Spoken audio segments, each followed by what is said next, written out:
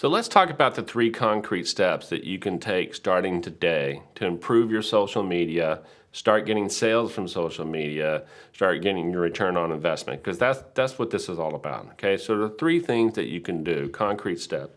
And number 1 is narrow the focus. What I mean specifically about that is rather than trying to do 5 or 6 or 7 social media platforms, pick 1 to 2, possibly 3 platforms and do them really well.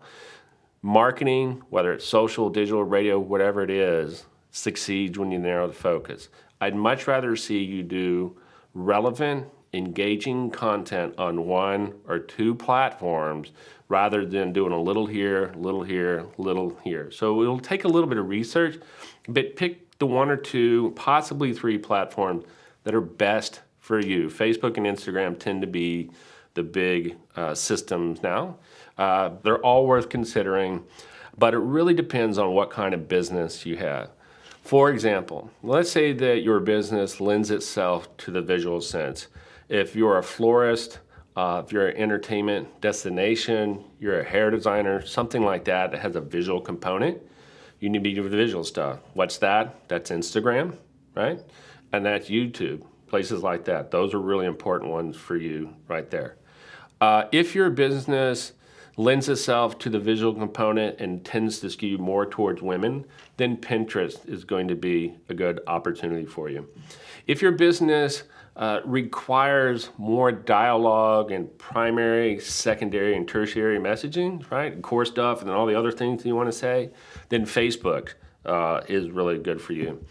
If you have a business that you rely on getting a lot of information out fast, or if you're a heavy couponer, or you have specials or an event, then Twitter is the place for you. The 2 powerhouses right now in social media are Facebook and Instagram, but that doesn't mean it's automatically the one for you. Follow the guidelines I just shared with you and you'll be okay. But be consistent, be frequent, but narrow the focus. Don't try to do all of them because you think they're free. They're not free. So step 1, concrete step, narrow the focus, make a decision to do 1 or 2 platforms, and then do those consistently, do those frequently, dominate and do those well, rather than do a bunch of them not so well. So step 1, narrow the focus. The second step you can take, and it's the most fun probably, but it's an important one, and that is go video. Video is really huge in the world of social, and that's not going to change anytime soon. So there's several reasons why you need to go video. Number 1 is people love video. This is an often research studied, proven thing. People would rather watch a video than read. Remember, the average person sees 3,000 ads every single day, so they don't have time to read, they don't have time to assess. A video communicates a lot of things in a short amount of time. In addition to that, on the technical side, many of the platform rewards video. So all the platforms have their own rules of engagements and super duper algorithms that if you do this, you're going to be rewarded well. If you do this, you're going to be slapped on the wrist. Video, all social platforms, particularly Facebook right now, loves video. So how do you get video? Well, you can hire some very good, highly trained video production people, and if you can afford that, do that. If you can't do that, then learn how to use this right here. Most cell phones have really good video capabilities. There are a lot of free apps that you can research very quickly and learn. iMovie is very simple to teach. There are a wide variety of ways to do video. So keep them simple, keep them under 90 seconds.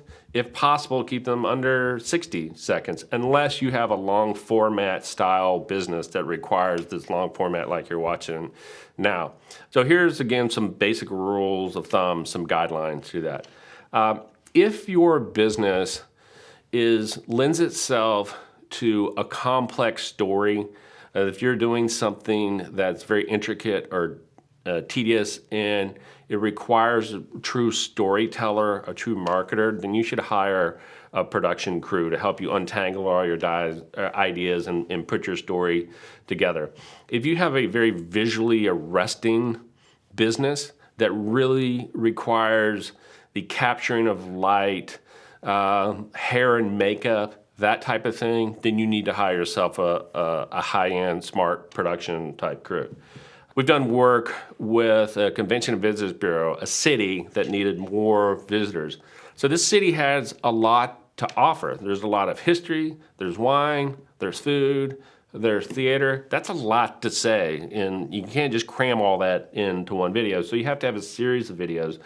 And it's also in one of the pretty parts of the state. So you want to capture the beauty and the essence of this particular location.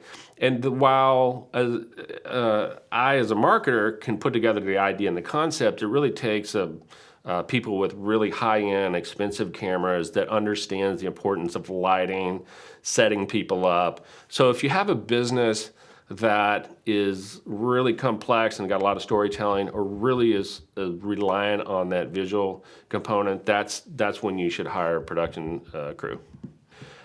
If your business is helped by, hey, I'm just going to open up and show what's inside the four walls, here's our company culture, here's our personality, here's our business ethics, then you can just do the low-cost production videos. One of my clients is this historic, beautiful, very charming bed and breakfast. It's got 6 rooms. It's in the beautiful part of Austin, Texas.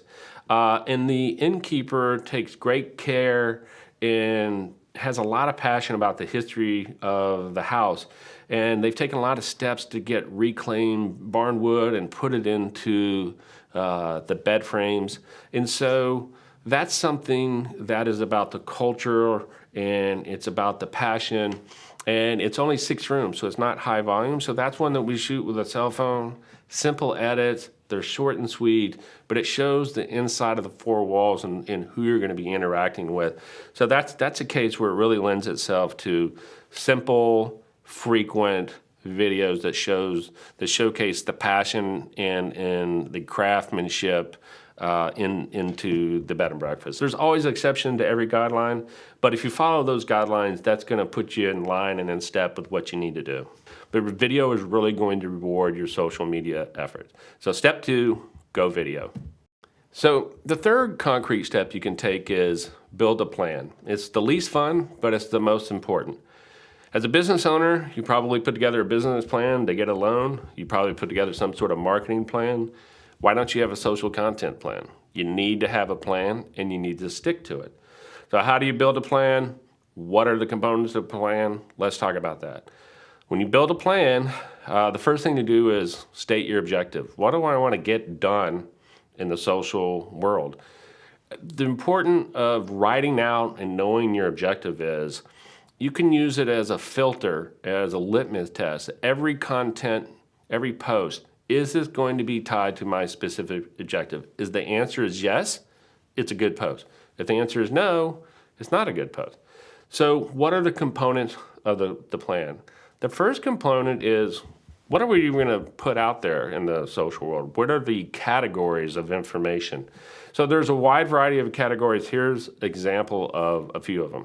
The first is the type of post that you're going to create. And what I mean by that is type of post might be a captured moment. This is you coming into the office. This is you interacting with a customer. This is you enjoying your morning cup of coffee. This is showing that you're a human being with human interactions, and this is what your daily work life is like. In Facebook and Instagram, the posts that do well the most are the ones that show smiling faces. That's number 1, and number 2 is hands, okay? All this stuff is studied and tracked and reported on, and social nerds such as myself learn about these things.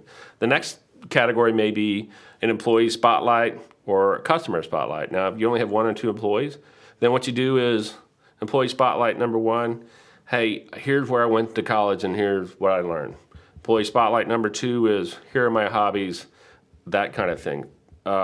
Employee spotlight number 3, all still about yourself, just the third post, is here's my favorite thing I like about my job and helping people. So allow people to get to know you. So what we're talking about, remember, is building a plan, and then the components of a plan need to be category types. What are you going to talk about? So capture moments, employee spotlights, video, service spotlights, customer testimonials are huge.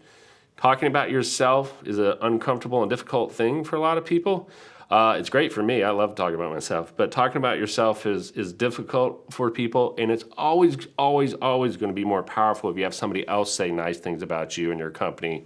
The next thing you do is make a decision of how many times you're going to post per category. So you've got category A, I'm going to post 3 times a month about category A. You've got category B, I'm going to post 7 times about category B. And then once you build your plan, follow plan. Now, a component of the plan that I'm asked about a lot is how often should I post? The most important thing is, regardless of how often you post, it needs to be consistent, right? And you need to keep the frequency the same. So there's no magic universal silver bullet answer to how often you should post. It really depends on your budget, what your audience size is, whether you have time, that kind of thing. But if you were to say, Darren, please just give me a number, I would say you should post 4 to 5 times a week. That's particularly true with Facebook and Instagram. Twitter is a little more fast and furious. You probably should post 3 or 4 times a day in Twitter because the news feed is just all over the place and it's nonstop. But know when to post during the time of the day. You can look at that. Facebook has very simple analytics of when people are viewing your post. And like in all marketing, you want to fish where the fish are biting. So the time of the day you post, you want to post when the posts people are biting, if that makes sense, as I mix metaphors. So frequency is the key. Post during the same time period there. But step number 3 is build a plan. So the 3 concrete steps I want you to start doing right now. Number 1 is narrow the focus, pick your 1 or 2 social media platforms. Number 2 is go video. And number 3 is build a plan. If you do those 3 things, your engagement will go up. And that's the name of the game. Engagement in social means likes, comments, and shares. And that's what you need to do. My name is Darren. I am half owner of Mind Ecology, an advertising agency that specializes in social media and a bunch of other things. So if you want to check us out, you can take a look at our website. And I hope this has been very helpful to you.